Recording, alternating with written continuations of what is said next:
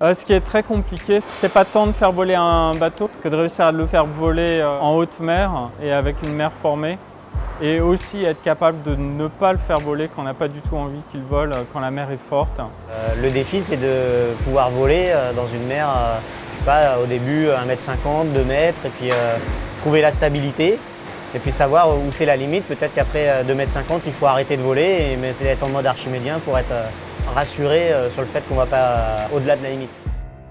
Ce qui est compliqué, c'est de faire un peu un 2 en 1, on va dire. Faire un bateau de régate qui vole, c'est pas si compliqué que ça. Faire un bateau océanique qui vole, c'est pas trop compliqué, mais le rendre volant et non volant, c'est extrêmement compliqué.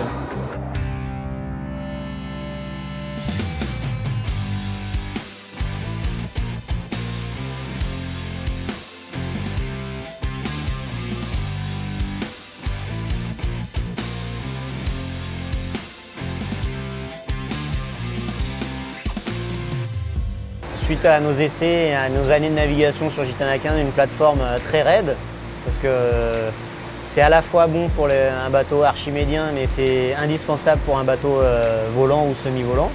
Voilà, le bateau, il faut qu'il se déforme le moins possible.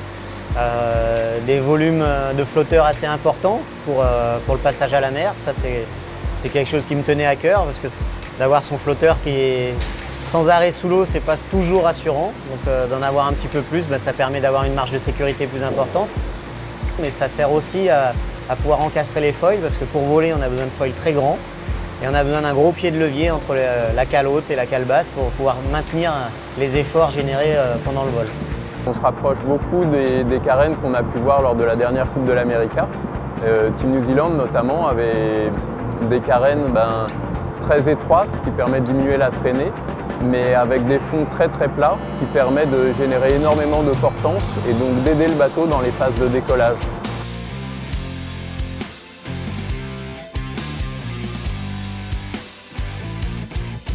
Ça peut faire gros avec des flotteurs volumineux, tout ça, mais ça fait solide, c'est rassurant. En tout cas, je me dis si demain je me retrouve dans une dépression, je sais que le bateau il correspond à mes choix justement, avec ce franc-bord, le passage à la mer, ça passera. Alors ça sera raide, peut-être pas confortable, mais ça sera marin.